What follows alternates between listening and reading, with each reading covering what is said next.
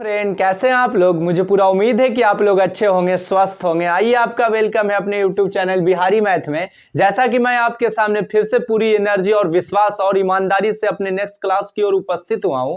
उससे पहले मैं आपको एक बात बताना ये चाहता हूं कि हम लोगों ने पिछले वाले क्लास में एपी चैप्टर पढ़ रहे थे। लेसन एपी पार्ट को हम लोगों ने पढ़ा था और लगभग अब जो है पूरी तरह से इंड के कागार पर अब हम लोग कदम रख चुके हैं। और उससे पहले हम लोगों ने क्या बात पढ़ा था कि समानांतर पदों के योग के बारे में चर्चा किया था। उससे रिलेटेड यानी एसएन पद पर रिलेटेड जितनी भी फॉर्मूला है, उस फॉर्मूला बेस पर आधारित जितने भी प्रॉब्लम है, सारे प्रॉब्लम को हम लोगों ने सॉल्व किया था। आज कुछ हम लोग अलग अलग टाइप देखेंगे। बात एपी चैप्टर का ही होगा, बात एसएन फॉर्मूला से रिलेटेड का ही होगा, बात टीएन से ही रिलेटेड होगा, प्रथम पद से ही रिलेटेड होगा, सार्वंतर से ही रिलेटेड होगा, लेकिन उसका थोड़ा सा कंसेप्ट अलग होगा। उसमें थोड़ा सा टाइप में कुछ चेंजिंग देखने को मिलेगा। तो आइए हम लोग बिना इधर उधर की बातें करते हुए अपने क्लास की ओर ध्यान देते हैं, अपने चैप्टर की ओर ध्यान देते हैं और अपने क्वेश्चन को आगे की ओर ले जाते हैं। आइए मेरे साथ आप बने रहें। आइए देखते हैं कि अब हम लोगों के सामने कौन सा क्वेश्चन आने वाला है जो बड़ा इंपॉर्टेंट है एग्जाम की दृष्टि से भी और ये एनसीईआरटी के मैथ की दृष्टि से भी। आइए, सबसे पहला क्वेश्चन आपके सामने ये रहा।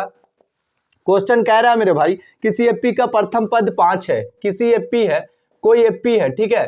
किसी एपी का प्रथम पद, किसी एपी का प्रथम पद 5 है। किसी एपी का प्रथम पद 5, ठीक है।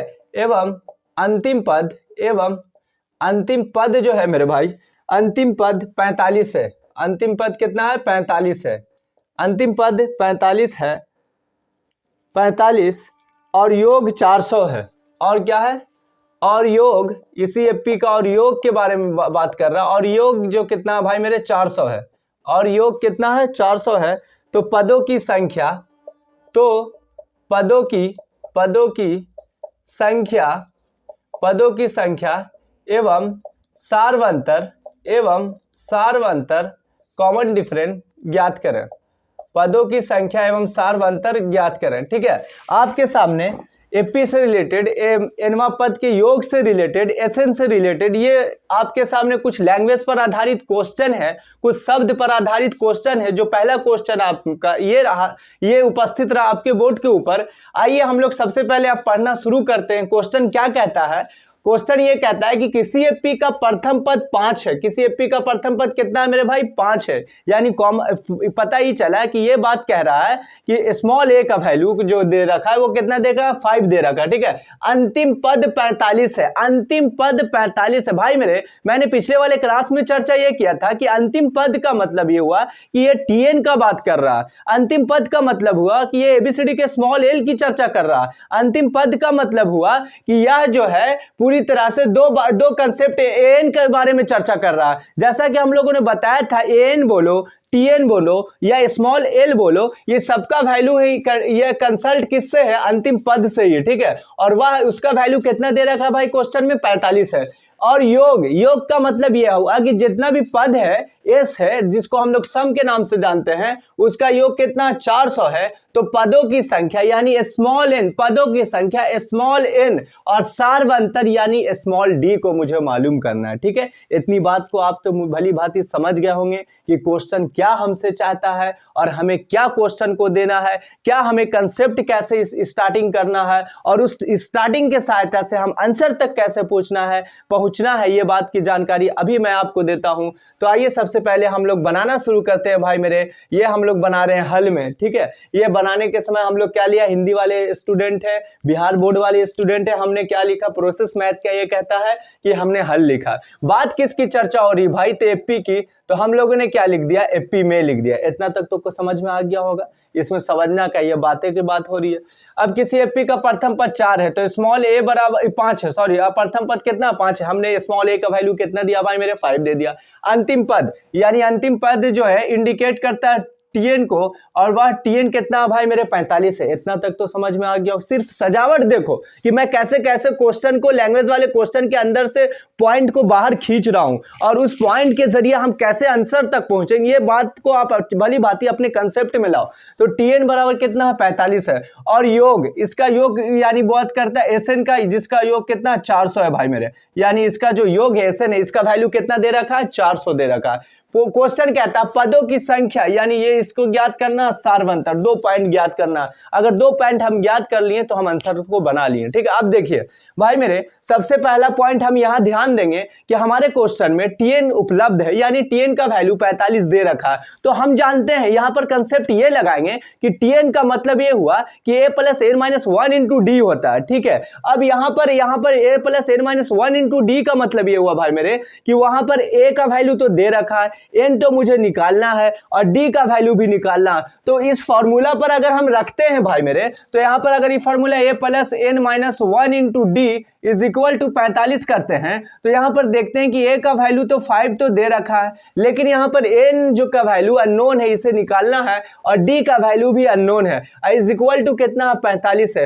तो अगर इस कंडीशन में हम चलेंगे, अगर स्टार्टिंग हम टीएन से बनाना शुरू करेंगे, तो कहीं ना कहीं कुछ ऐसा प्रोसेस आएगा जो हमारे मैथ को थोड़ा सा लॉन्ग टर्म लेके चला जाएगा। यानी वहां पर क्या 2 अननोन वैल्यू आ गया, यानी यहां पर 2 अननोन वैल्यू क्या n और d को निकालना, तो थोड़ा सा डिफिकल्ट होगा। तो भाई मेरे एक बार फिर हम पिछले वाले क्लास को गौर करते हैं, कंसेप्ट को गौर करते हैं। एपी का रूल कहता है, समानांतर पदों का योग कहता है कि यदि आपके क्वेश्चन में टीएन का वैल्यू दे रखा हो और एसएन का वैल्यू दे रखा हो, तो उस स्थिति में भाई मेरे एक फार्मूला होता है एसएन के लिए। क्या फार्मूला होता है हम लोग जानते हैं, चूंकि एसएन का वैल्यू जो है भाई मेरे, ये पूरे पदों का योग कितना दे रखा है 400 दे रखा, तो हम क्या फार्मूला होता है n/2 into a plus t n, n/2 into a plus t n is equal to कितना दे रखा भाई मेरे 400। इतनी बात समझ में आ गया। कहने का मतलब हम चाहते हैं तो यहाँ पर 2a plus N minus 1 into d भी रख देते हैं, लेकिन वहां पर कंसेप्ट क्या देख रहे थे कि वहां पर रखने के बीच में 2 चीज का वैल्यू निकालना मुश्किल हो रहा था। तो हम क्या किया, क्वेश्चन को आसानी वे में लाने के लिए, आंसर को आसानी पैटर्न तक लाने के लिए हम क्या कर दिया कि टीएन ऑलरेडी क्वेश्चन में इसकी चर्चा है, तो हमने ये फॉर्मूला को यूज किया। आइए देखते हैं इसके सहायता से हम कहां तक जाते हैं। आप मेरे साथ बने रहें। n/2 हम क्या लिख दिया, n/2 तो मुझे ज्ञात करना है, तो ये n/2 हो गया भाई। अब ये क्या है कि a का वैल्यू कितना दे रखा, 5 दे रखा, हम इसमें 5 पुट कर दिया। ठीक है, tn का वैल्यू भाई मेरे कितना 45 है, ये 45 हो गया, ये इतना बराबर क्या हो गया भाई मेरे 400 हो गया। इतना तक तो समझ में आ गया होगा, यहां तक तो किसी तरह का कोई प्रॉब्लम नहीं हुआ होगा मेरे उम्मीद से। अब देखिए, अब ये कहता है, ये याद दे दिया, एक स्टेप और हम बढ़ा लेंगे, 45 से 5 कितना हो जाएगा भाई मेरे 50 हो जाएगा भाई मेरे, इज इक्वल टू कितना हो गया भाई 400 हो गया। इतनी बात तो समझ में आ गया। अब कटे तो काट दो, ना कटे तो छोड़ दो। अब यहां पर देख रहे हैं हम कि यहां पर 2 में 50, 25 बार में 2 25 से मल्टीपल करेंगे तो 50 आ जाएगा। ठीक है, अब ये 25 से पूरी तरह से आप करोगे तो ये मेरे ही उम्मीद से क्या है कि 25 से कम 16 बार में ये कट जाएगा। ठीक है, 25 से कम 25 है, 25 से 25 और 25 छके 150। ठीक है, यानी n का वैल्यू हम देख रहे हैं 16 आ गया भाई मेरे, n का वैल्यू क्या आ गया 16 आ गया। यानी इससे ये पता चला कि ये जब प्रोसेस हम रखा, जब टीएन एसएन का फॉर्म, जब टीएन के फॉर्म में फार्मूला यूज किया, तो आसानी वे में हम एन के पास चले गए, अर्थात एन की प्राप्ति हमें 16 आसान तरीके से हो गया। लेकिन अगर हम ये टर्म को फॉलो करते तो उस स्थिति में 2 कंसेप्ट था, इसी का मैं बार बार चर्चा कर रहा हूं कि एन भी निकालना पड़ता, डी भी निकालना पड़ता। लेकिन हमने जब प्रोसेस को आसान किया, कंसेप्ट को आसान किया, तो उस स्थिति में आसानी वे में एन का वैल्यू हमने 16 प्राप्त कर लिया। बात समझ में आ गया होगा। अब जब ये पदों की संख्या, तो इसका मतलब यह हुआ कि हमें एन की प्राप्ति हो गई। पद का मतलब टर्म और टर्म का मतलब स्मॉल एन, जिसका वैल्यू अभी कितना निकाला भाई मेरे 16 निकाला। अब आगे की ओर क्वेश्चन चलते हैं, एक बार फिर क्वेश्चन को हम देखते हैं। क्या देखते हैं, तो क्वेश्चन को देते हैं सारवंतर। तो सारवंतर मतलब स्मॉल डी का चर्चा कर रहा है। अब यहां पर हम जाएंगे, अब किसके पास जाएंगे, टीएन के पास जाएंगे। क्यों जाएंगे, क्योंकि एन का वैल्यू टीएन में अगर पुट कर देंगे तो बच जाएगा डी, बाकी ए का वैल्यू तो दे रखा है, जो अननोन होगा उसको आसानी से निकालना आसान होगा। एक फिगर में अगर बात करते हैं तो हम देख लेंगे, क्या लिख देंगे, चूंकि मेरे भाई, चूंकि टीएन बराबर ये प्रश्न से दे रखा 45 है, कितना है भाई मेरे 45 है। इतनी बात तो समझ में आ गया। टीएन का वैल्यू पुट कर देंगे भाई मेरे, A plus N minus 1 into D होता है भाई मेरे, इतना बराबर कितना हो गया 45 हो गया। यहां तक तो कोई प्रॉब्लम नहीं हुआ होगा। अब ए का वैल्यू भाई मेरे कितना 5 है, यहां पर 5 रख दिया। एन का वैल्यू अभी कितना निकाला 16, यानी 16 है, -1 हो जाएगा। अब डी तो मुझे निकालना है, इसीलिए तो ऐसे टर्म को यूज किया, ऐसा प्रोसेस को यूज किया कि आसानी से डी ज्ञात कर लें। ठीक है, यहां तक समझ में आ गया होगा। अब यहां पर 5 हो गया भाई मेरे, 16 में से जब 1 चल जाएगा तो 15 बच जाएगा, तो ये हो गया भाई मेरे 15 डी हो गया। इतनी बात तो समझ में आ गया होगा। ये हो गया 45 हो गया। अब यहां पर क्या करेंगे कि 15 डी बराबर क्या हो जाएगा भाई मेरे 45 माइनस 5 हो जाएगा। 45 माइनस 5 क्योंकि 5 पॉजिटिव है, इक्वल की इस साइड में आ गया तो इसका साइन निगेटिव में हो जाएगा। तो ये कितना हो जाएगा भाई मेरे 40 हो जाएगा। कितना हो जाएगा 40 हो जाएगा, यानी 15d इज इक्वल टू 40। क्या हो जाएगा 40। इसलिए हम लिख सकते हैं भाई मेरे कि d बराबर क्या हो जाएगा कि 40 बटा कितना हो जाएगा 15 होगा। ये मल्टीपल में इस साइड में बराबर की इस साइड में इसके डिवाइड में चला जाएगा। कटे तो काट दो, ना कटे तो छोड़ दो। पानी या टीच कितना होता है भाई मेरे 40 होता है, अब 5 दिया कितना होता है 15 होता है, यानी 8 बटा क्या हो गया 3 हो गया। तो इससे पता ही चला कि n का वैल्यू इस लैंग्वेज वाले क्वेश्चन में क्या मैंने प्राप्त किया 16 यानी 16, और d का वैल्यू मैंने कितना प्राप्त किया 8 बटा 3। यही क्वेश्चन चाहता था और यही क्वेश्चन हमसे मांगता था, जो आसानी वे में एक अच्छे कंसेप्ट की सहायता से, एक अच्छे बेस की सहायता से मैंने आपके सामने ऐसे पैटर्न को भी काफी आसानी वे में, ऐसे टाइप को भी और ऐसे क्वेश्चन को भी बना दिया। मुझे उम्मीद है कि यहाँ तक समझने में किसी तरह का कोई भी प्रॉब्लम आपको नहीं होगा, और उम्मीद है आगे भी नहीं हो, यहाँ तक बनाने में किसी तरह कोई प्रॉब्लम नहीं हुआ होगा और आगे भी ना होगा। ठीक है, तो जल्दी से भाई मेरे इसका जल्दी से स्क्रीनशॉट आप ले लें, फिर हम लोग नेक्स्ट क्वेश्चन की ओर चलते हैं, क्योंकि मेरे क्लास में 1 घंटा पता ही नहीं चलता, 45-40 मिनट ऐसा गुजर जाता है 2 या 3 क्वेश्चन बनाते समय, चुटकी में ये समय पार हो जाता है। इसीलिए जो है थोड़ा जल्दी जल्दी करें, आप जल्दी से स्क्रीनशॉट ले लें, फिर हम लोग दूसरा क्वेश्चन की ओर चलते हैं। चलिए अब हम लोग दूसरे क्वेश्चन की ओर आते हैं। लगभग 1-2 दिन का और क्लास है, समानांतर परतों के योग से रिलेटेड जितने भी क्वेश्चन है इस पर आधारित का। 1-2 दिन से ज़्यादा नहीं लगेगा भाई, क्योंकि थोड़ा सा क्वेश्चन आगे चल के लैंग्वेज वाला मिलेगा, कुछ क्वेश्चन जो है परेशानी करेगा, कुछ क्वेश्चन आसानी करेगा। लेकिन हम जब बेस पर अच्छे से पकड़ रखेंगे तो चाहे वो आसानी या परेशानी सब एक के बार में बना के निकल लेंगे, कोई ऐसा झमेला नहीं देखने को मिलेगा। आइए तो दूसरा क्वेश्चन आपके सामने क्या कहता है, ये रहा, मैं लिखने जा रहा हूँ बोर्ड के ऊपर। क्वेश्चन कह रहा है मेरे भाई कि किसी एपी का प्रथम और अंतिम पद क्रमशः, दूसरा क्वेश्चन है, किसी एपी का प्रथम एवं अंतिम पद क्रमशः का मतलब आगे की ओर कोई बात कह रहा है 17 और 350 है, यानी इसका प्रथम पद 17 है और अंतिम पद 350 है। क्या भाई मेरे है, ठीक है। यदि सारवंतर 9 है, यदि कॉमन डिफरेंट जो है जिसको हम लोग सारवंतर कहते हैं, सारवंतर कितना है 9 है, तो क्या कह रहा है इसमें कितने पद हैं, तो इसमें कितने पद हैं, ठीक है, और योग क्या है, और योग बताएं, ठीक है, और योग बताएं। 2 क्वेश्चन है यहाँ पर, देखो भाई मेरे समझते हैं हम लोग, यहाँ पर ध्यान दें आप। क्वेश्चन का दूसरा क्वेश्चन आपके बोर्ड के ऊपर ये रहा कि कह रहा है क्वेश्चन कि किसी एपी का प्रथम एवं अंतिम पद क्रमशः 17 और 350 है, यानी प्रथम पद का मतलब हुआ कि 17 है, स्मॉल ए 17 है, और अंतिम पद का मतलब 350 का मतलब टीएन का चर्चा दे दिया 350 है। यदि सारवंतर 9 है, यानी कॉमन डिफरेंस जिसे स्मॉल डी कहते हैं, उसका वैल्यू कितना दे रखा भाई मेरे 9 है, तो इसमें कितने पद हैं, कितने पद का मतलब क्वेश्चन आपसे कहना चाह रहा है, क्वेश्चन आपसे मांग रहा है स्मॉल एन। क्या मांग रहा है, स्मॉल एन, टर्मों की संख्या पूछ रहा है। योग बताएं, योग का मतलब एस एन, जब आप एन निकाल लोगे तो आसानी से एस एन निकाल लोगे। एस एन कब निकाला जाता है, जब एन का वैल्यू मालूम हो, ए का वैल्यू मालूम हो, या टी एन का वैल्यू मालूम हो, या डी का वैल्यू मालूम हो, तो दोनों में से कोई एक फार्मूला को भिड़ाकर सामने रखो, उसे आसानी से कंसेप्ट के जरिए हम आंसर तक पहुंच सकते हैं। ठीक है, आइए हम लोग बनाना स्टार्ट करते हैं। भाई मेरे सबसे पहले हम लोगों ने क्या लिख दिया, हल लिख दिया, इतनी बात तो समझ में आ गया होगा। अब ये बात किस चैप्टर को हम लोग बना रहे हैं, एपी को, तो हमने क्या लिख दिया भाई मेरे, एपी में लिख दिया, यहां तक भी समझ में आ गया होगा। अब प्रथम पद यानी स्मॉल है इज इक्वल टू कितना दे रखा, 17 दे रखा, हमने 17 लिख दिया। अंतिम पद का मतलब टीएन, टीएन का कितना दे रखा भाई मेरे, 350 दे रखा है, इतना तक तो समझ में आ गया होगा बात। ठीक है। सार्वंतर यहाँ पर small d is equal to कितना दे रखा है, 9 दे रखा है। जो जो चीज दे रखा है अकॉर्डिंग टू क्वेश्चन में, हम वहां पर क्या कर रहे हैं कि उस क्वेश्चन के अंदर से बाहर निकाल रहे हैं, और बाहर निकालते के साथ सारे को हम लोग जितना वैल्यू उसका है वो सारे वैल्यू को उसके सामने लिख दे रहे हैं, ताकि इससे क्या हो कि हम समझ जाएं कि इसके आगे प्रोसेस हम कैसे बनाएं, इसके सहायता से हम आगे कैसे चलें। ठीक है।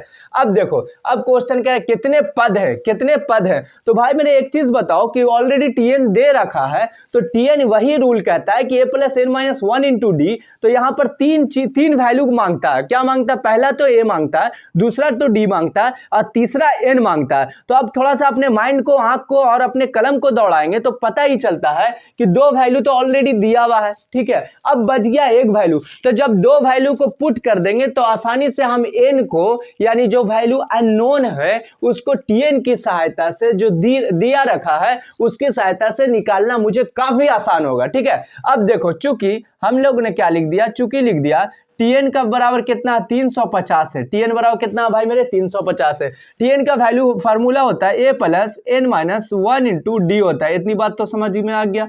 यहाँ पर क्या होता है, 350। यहाँ तक तो कोई प्रोसेस में टेंशन नहीं हुआ होगा। अब यहाँ पर या का साइन दे दिया, या दे दिया। ए का वैल्यू कितना भाई मेरे, 17। हमने 17 को पुट कर दिया। ठीक है। एन तो मुझे निकालना है एन माइनस 1। डी का वैल्यू कितना भाई मेरे, 9 है। यहाँ ध्यान दे, 9 हो गया। अब ये कितना भाई मेरे, 350 है। इतना कर दिया। अब देखो ये कितना, 17 है, और ये प्लस कितना भाई मेरे, 9n है। इस तरह से मल्टीपल करेंगे, इसमें इसको मल्टीपल करेंगे तो -9 हो जाएगा। इज इक्वल टू कितना, 350 है। इज इक्वल टू कितना, 350 है।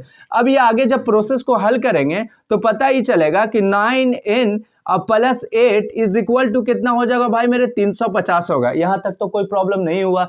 अब यहां पर क्या करेंगे कि 9n बराबर लिख देंगे, क्या लिख देंगे, 350, और ये पॉजिटिव है इस साइड में, जब इक्वल के इस साइड में आ गया तो ये नेगेटिव हो जाएगा। यहां तक तो कोई प्रॉब्लम नहीं हुआ। अब देखते हैं क्या कि 350 में से 8 को जब घटाएंगे, सब्ट्रैक्ट करेंगे, तो उस स्थिति में ये कितना हो जाएगा, 342 हो जाएगा। यानी 9n बराबर क्या हो जाएगा, 342। इसलिए हम क्या लिखेंगे, n का वैल्यू ज्ञात करेंगे तो 342 बटा क्या हो जाएगा भाई, 9 हो जाएगा। 9 से अगर कटता है तो काट दिए, ना कटे तो छोड़ दिए। 9 तिया कितना होता है भाई मेरे, 27 होता है। 27 और 34 के बीच में कितने का डिफरेंट है, तो 27 और 3 34, 7 का, तो 7 और 2 ये कितना, 72। तो 9 8 कितना हो गया, 72। पता ही चला कि n का मान हम लोगों ने क्या प्राप्त किया, 38। n का मान क्या प्राप्त किया, 38। और n बता रहे थे पदों की संख्या, जो आपके क्वेश्चन में पूछ रहा था। यहीं पर इसका वाट था, जो अभी हम लोगों ने कंसेप्ट के जरिए, बेस के जरिए क्या निकाला, 38 निकाला। अब ये योग पूछ रहा, अब क्या पूछ रहा है, योग।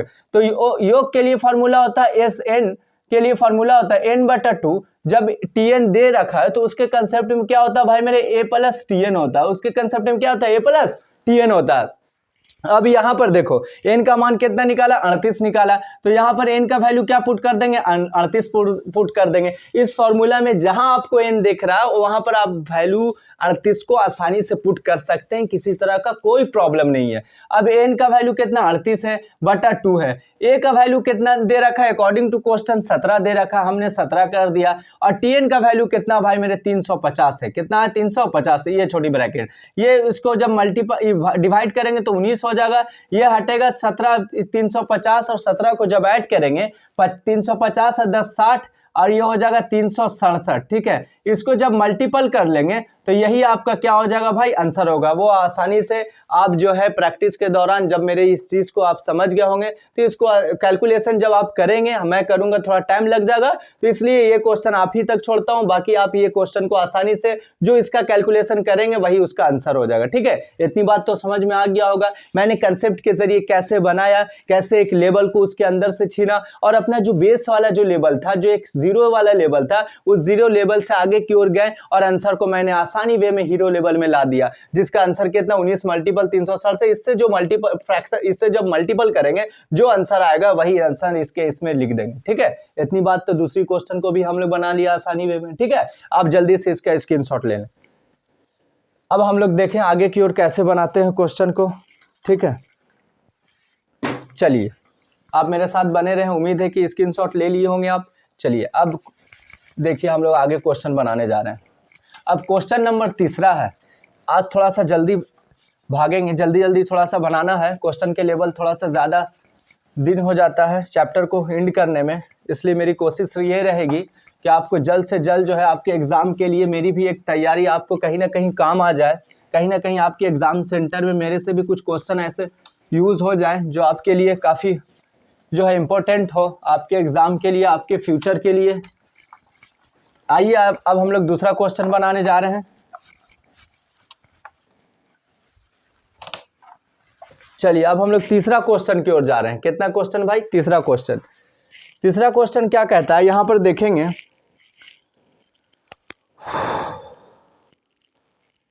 तीसरा क्वेश्चन कहता है उस एपी के प्रथम 22 पदों का योग ज्ञात करें। 22 पद यानी एन का चर्चा दे दिया, एन जो है 22 है, ज्ञात कीजिए, जिसमें डी बराबर 7 है और 22वां पद 149 है। क्वेश्चन कह रहा है कि किसी एपी का क्या कह रहा है कि 22 पदों का योग, 22 पदों का योग ज्ञात करें। किसी एपी का 22 पदों का योग ज्ञात करें जिसमें क्या है मेरे भाई, जिसमें डी बराबर 7 है और आगे बोलता है कि 22वां पद 149 है, 22वां पद 149 है। ठीक है, आइए क्वेश्चन को हम लोग समझते हैं। आपके बोर्ड के ऊपर ये तीसरा क्वेश्चन रहा। ठीक है, आप जल्दी जल्दी समझे, मैं भी आपको जल्दी जल्दी समझाने में पूरी कोशिश करूंगा कि आपको समझ के ही बनाऊं।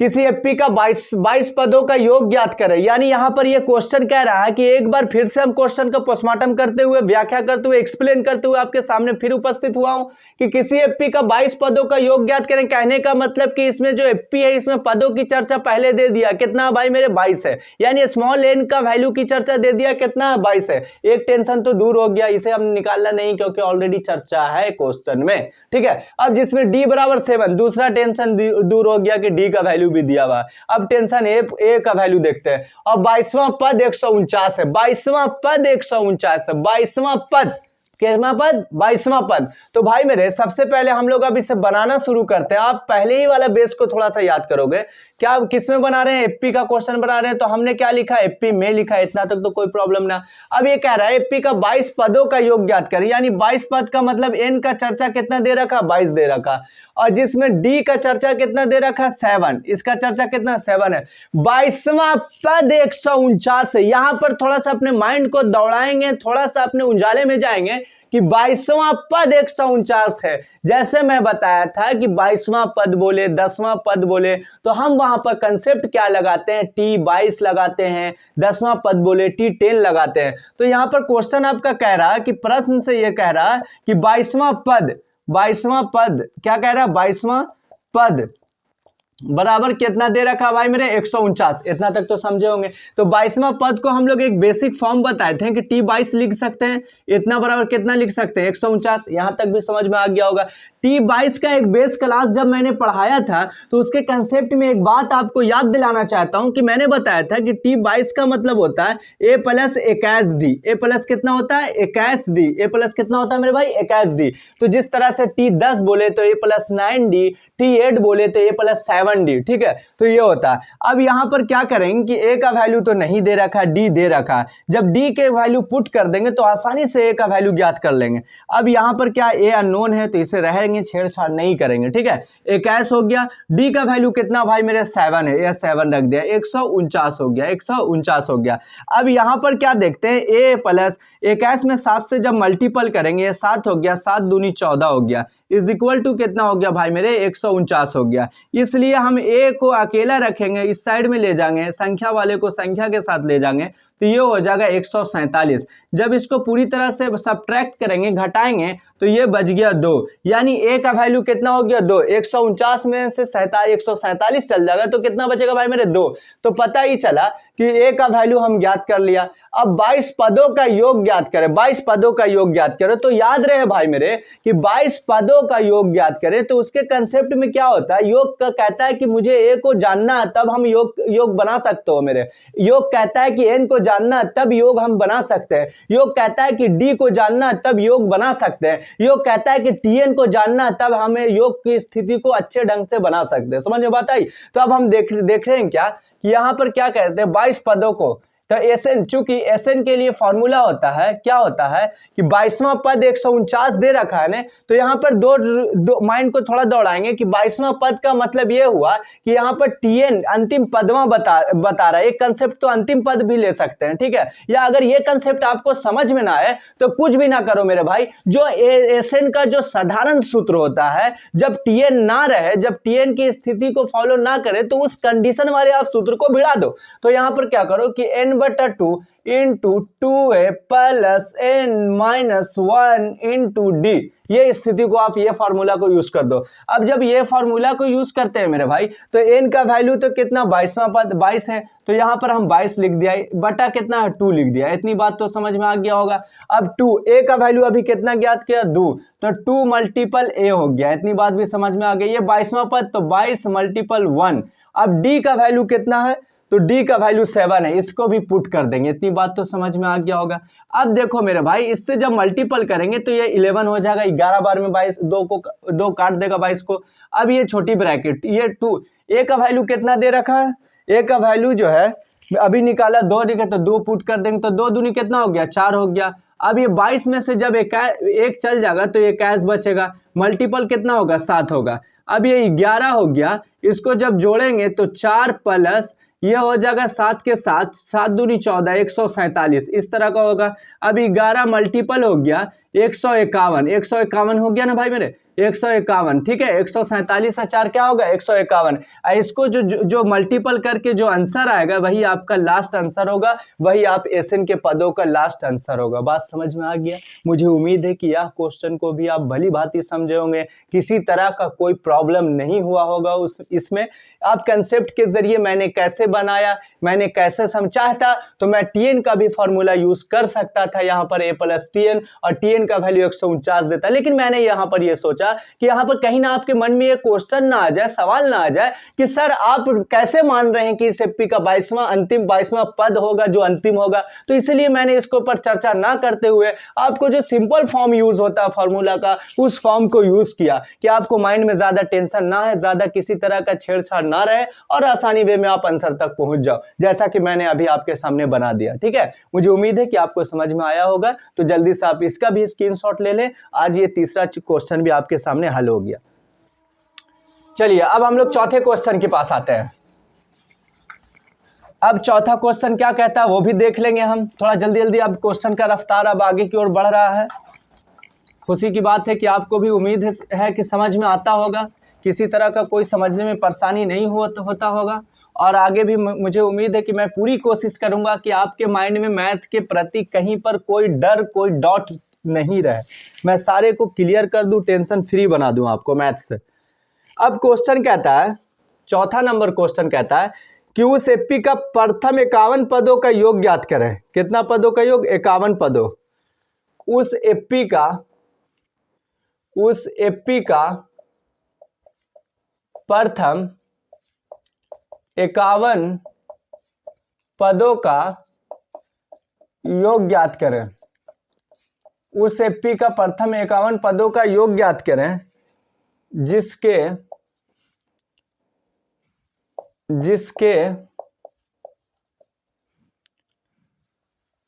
क्या दूसरे और तीसरे, जिसके दूसरे और तीसरे पद क्रमशः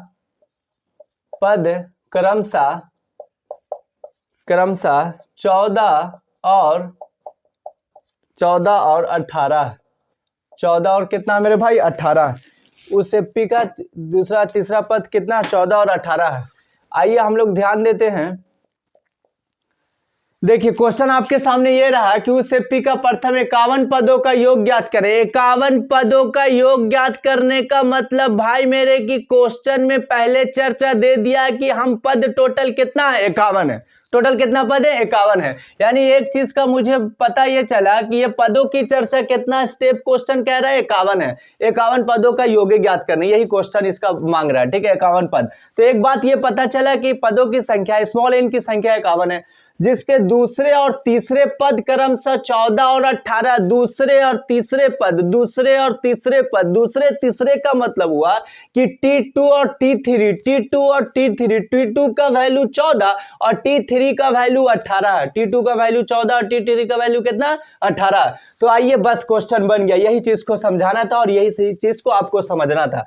चलिए सबसे पहले हम लोगों ने क्या लिख दिया, एपी में लिख दिया। क्या लिख दिया भाई मेरे, एपी में। एपी में लिख दिया कि एन का संख्या है, यानी एस 51 पदों का योग ज्ञात करें। यानी हम कह सकते हैं कि एस 51 बराबर वाट। यही ने क्वेश्चन कह रहा है कि 51 पद जिसमें एन का वैल्यू कितना है, 51 है, ये दिया रखा है। जिसके दूसरे और तीसरे पद, यहां ध्यान दे, दूसरे और तीसरे पद 14 है, तो दूसरा पद यानी T2 बराबर कितना भाई मेरे, 14। T2 बराबर कितना है, 14। तो हम लिख सकते हैं T2 को लिख सकते हैं A+D, कंसेप्ट के सहायता से, बेस के सहायता से जो बताए थे, दूसरा पद यानी T2 और T2 का value A+D is equal to कितना हो गया भाई मेरे, 14 हो गया। यहां तक तो समझने में कोई प्रॉब्लम नहीं हुआ होगा। अब दूसरा स्थिति क्या कहता है, केस फर्स्ट ये कहता है, क्या कहता है, पहला स्थिति। दूसरा स्थिति कहता है भाई मेरे, इसको कुछ पल के लिए इक्वेशन फर्स्ट मानेंगे, ठीक है। आप बोलेंगे सर इक्वेशन फर्स्ट क्यों मान रहे हैं, तो आगे चल के आप बिना टेंशन लिए आप देखें कि कैसे माना जाता है और कैसे मानते हुए हम क्वेश्चन को आसानी वे में आंसर तक डील करते हैं। अब ये कहता है कि दूसरा A+D का वैल्यू 14 दे रखा है, तीसरा पद, तो चूंकि यहाँ पर दूसरा स्थिति में क्या, तीसरा पद T3 इज इक्वल टू कितना भाई मेरे, 18 है। T3 का वैल्यू होता है A+2D, T3 का value A+2D is equal to कितना, 18। अब यहां पर हमने क्या मान लिया, इक्वेशन सेकंड मान लिया। यहां पर क्या मान लिया, इक्वेशन सेकंड मान लिया। अब जब इक्वेशन फर्स्ट ये रहा, इक्वेशन सेकंड ये रहा, तो उस स्थिति में एक बार फिर से हम अपने पिछले वाले क्लास में दौड़ लगाएंगे और दौड़ लगाते समय हम अपने माइंड को जब वहां पहुंचाते हैं तो एक बार ये वाले चीज को हम लोगों ने पिछले क्लास में पढ़ाया, तो आपने बनाया था कि A+D इक्वेशन से रिलेटेड अगर क्वेश्चन रहता है तो इस स्थिति में हम लोग क्या करते हैं कि इक्वेशन के सहायता से ए और डी के वैल्यू को ज्ञात करना थोड़ा आसान हो जाता है। इसलिए मैंने यहां पर इक्वेशन के रूल को फॉलो किया। क्या किया, इक्वेशन के रूल को फॉलो किया। तो A+D बराबर 14 और A+2D बराबर 18 है भाई मेरे। A यहां भी अकेला, ये A यहां भी अकेला, D यहां 1 से मल्टीपल, D यहां 2 से मल्टीपल। तो इसको अगर छेड़छाड़ करते हैं, अगर इसमें दोनों बराबर करने के लिए इसमें 2 से मल्टीपल करना पड़ेगा। उससे आसान तरीका क्या कहता है कि ऑलरेडी ये पहले से बराबर ही है, सिर्फ एक काम कर दो, इसको घटा दो। इसको क्या करो, घटा दो। तो हम क्या कर सकते हैं कि समीकरण फर्स्ट माइनस सेकंड, समीकरण फर्स्ट का वैल्यू आप लिख दो। तो A+D इज इक्वल टू कितना भाई मेरे, 14 है। और समीकरण सेकंड क्या है, A+2D इज इक्वल टू कितना भाई मेरे, 18 है। यही बात ने कह रहा है। अब यहां पर बीच में लंबा सा लाइन देते हैं। क्या देते हैं, लंबा सा लाइन देते हैं, ठीक है। लंबा लाइन देने के कंसेप्ट में मैं आपको बता रहा हूं कि समीकरण फर्स्ट माइनस सेकंड ने किए हैं, तो ये वाला जो प्रोसेस है उसको छेड़छाड़ दम नहीं करना है। किस में करना है, नीचे वाले में, क्योंकि माइनस किस में लगा हुआ, दूसरा टर्म में। तो दूसरा टर्म आपका क्या है, A+2D बराबर कितना, 18। तो ये दूसरा टर्म में जब माइनस कर रहे हैं तो सबका साइन क्या हो जाएगा, माइनस में हो जाएगा। अगर ये पॉजिटिव है तो निगेटिव हो जाएगा, अगर पॉजिटिव है तो निगेटिव हो जाएगा, अगर पॉजिटिव है तो निगेटिव हो जाएगा। अगर ऑलरेडी पहले से ये निगेटिव रहता तो पॉजिटिव, निगेटिव रहता तो पॉजिटिव, निगेटिव रहता तो पॉजिटिव, लेकिन है क्या, पॉजिटिव। तो यहां पर ये दोनों क्या हो गया, कट गया। ये दोनों क्या हो गया, कट गया। अब यहां पर 2D और D, तो यहां हो जाएगा -D, क्योंकि -2 की संख्या ज्यादा है, तो इसलिए इसका जो बचेगा संख्या वो भी माइनस में बचेगा, ठीक है। अब ये भी हो गया -4, माइनस से माइनस खत्म हो गया, तो D का वैल्यू कितना आ गया भाई मेरे, 4 आ गया। D का वैल्यू क्या आ गया, 4 आ गया। अब हम A के पास जाते हैं। अब यहां पर लिख देंगे कि D का मान समीकरण फर्स्ट में रखने पर, D का मान समीकरण फर्स्ट में रखने पर, ठीक है। अब D का मान समीकरण फर्स्ट रखने, तो समीकरण फर्स्ट के चेहरा को तलाश करेंगे, तो पता ही चला कि A+D बराबर 14 इसका चेहरा है। इज इक्वल टू 14 है। ठीक है, अब डी का वैल्यू कितना निकाला, 4 निकाला, तो ए को छेड़छाड़ नहीं करेंगे, यहाँ पर डी का वैल्यू पुट कर देंगे, क्या कर देंगे 4। अब इतना बराबर कितना हो गया भाई मेरे 14 हो गया, इसलिए ए बराबर कितना हो गया भाई मेरे 14। ये 4 पॉजिटिव है, इक्वल की इस साइड में जाएगा तो साइन निगेटिव होगा, तो ये आ जाएगा माइनस में। 14 में से जब 4 चल जाएगा भाई मेरे तो 10 बचेगा, यानी हम कह सकते हैं कि ए का जो मान आया वो कितना प्राप्त किया, 10 प्राप्त किया, और डी का जो मान प्राप्त किया हमने अभी, इसका वैल्यू प्राप्त किया 4। क्वेश्चन आपसे मांग रहा है, क्या मांग रहा है, 51 पदों का योग। अब यहाँ पर बनाते समय यहाँ पर इतना वैल्यू निकालने के बाद आप थक मत जाएंगे, ऐसा ना समझ जाएंगे कि आपने पूरी तरह से जो युद्ध जीत लिया, नहीं, अभी कुछ गुंडे आपके युद्ध में बाकी है, इसको भी खत्म करने के बाद आप युद्ध जीतेंगे। अब इसमें क्या कौन पता चला, 51 पदों का योग, तो 51 पदों का योग ज्ञात करना है, तो एस 51, एस क्या देंगे 51, तो 51 इस एसएन के फॉर्म में इसका सूत्र होता है 51/2 हो जाएगा, यानी n/2 into 2a + n-1 into D होता है, तो 2a + n-1 इंटू क्या होगा डी होता है, तो 2a, ए का कंसेप्ट क्या है, ए में कितना वैल्यू निकाला अभी भाई मेरे पुट कर देंगे, 10 निकाला, 10 पुट कर देंगे, प्लस n-1, तो 51, n का वैल्यू तो 51 है, -1, डी का वैल्यू कितना ज्ञात किया भाई मेरे 4 ज्ञात किया, तो यहाँ पर हम क्या करेंगे 4 पुट कर देंगे। इतनी बात तो समझ में आ गया होगा। तो यहाँ पर 51 बटा क्या हो जाएगा 2 हो जाएगा, 10 दूनी क्या हो जाएगा 20 हो जाएगा, और यहाँ पर क्या हो 10 दूनी जब 20 हो जाएगा तो यहाँ पर 51 में से जब चल जाएगा, क्या चल जाएगा 51 में से जब 1 चल जाएगा तो 50 बचेगा। अब 50 मल्टीपल क्या हो जाएगा 4 हो जाएगा। इतना तक तो समझ में आ गया होगा मुझे उम्मीद है। अब 51/2 हो गया भाई मेरे, ये हो गया 51/2, और इसको जब जोड़ेंगे 5 चौके 20, ये 200 हो जाएगा, तो ये 220 हो जाएगा। क्या हो जाएगा 220। अब ये 2 बार में कटे तक काट दो, ना कटे तक छोड़ दो। अब ये 51 हो गया मल्टीपल 110 हो गया, यही इसका आंसर हो जाएगा, और जो आप कैलकुलेशन करके बना लोगे उसमें इसको लिख दोगे। ठीक है, इतनी बात तो समझ में आ गया होगा। मुझे उम्मीद है कि भली भांति आपके सामने फिर से एक इक्वेशन टर्म का क्वेश्चन टीएन वाले आधारित जो मैंने प्रॉब्लम को सॉल्व किया था वह क्वेश्चन एक बार फिर से दोहराया है, तो आप फिर से भली भांति समझने में किसी तरह का कोई प्रॉब्लम नहीं हुआ होगा। मुझे उम्मीद है कि आप अच्छे ढंग से ऐसे क्वेश्चन को भी बना देंगे। भाई मेरे, मैं आपको एक बात ये बताना चाहता हूं कि मैं आपको ऐसे क्वेश्चन को बार बार क्यों बता रहा हूं। आपको ऐसा लगेगा कि सर ऐसे प्रॉब्लम को अब मैं सॉल्व कर दूंगा, लेकिन मैंने वचन लिया था, मैंने एक बात का वचन ये लिया था कि आपका मैं NCERT जो 10th क्लास का बुक है उससे रिलेटेड जितनी भी क्वेश्चन है मैं सारे सवाल को खुद मैं सॉल्व करूंगा, और जब मैं सॉल्व कर दूंगा तो आपको ऐसा बता दूंगा कि आप कोई भी एडिशन का बुक निकाल लो, कोई भी एडिशन का बुक कितना हार्ड बुक रहे, आईपी से रिलेटेड क्वेश्चन रहे, तो मुझे उम्मीद है कि जैसा मैंने कंसेप्ट दिया है उस कंसेप्ट की सहायता से आप आसानी से अच्छे क्वेश्चन को भी काफी अच्छे ढंग से डील कर सकते हो। ठीक है, तो मुझे उम्मीद है कि आप समझ गए होंगे। अब ये चौथा क्वेश्चन को भी आप अच्छे ढंग से स्क्रीनशॉट ले लें, फिर आगे की ओर अब हम लास्ट क्वेश्चन की ओर जा रहे हैं, वह आज की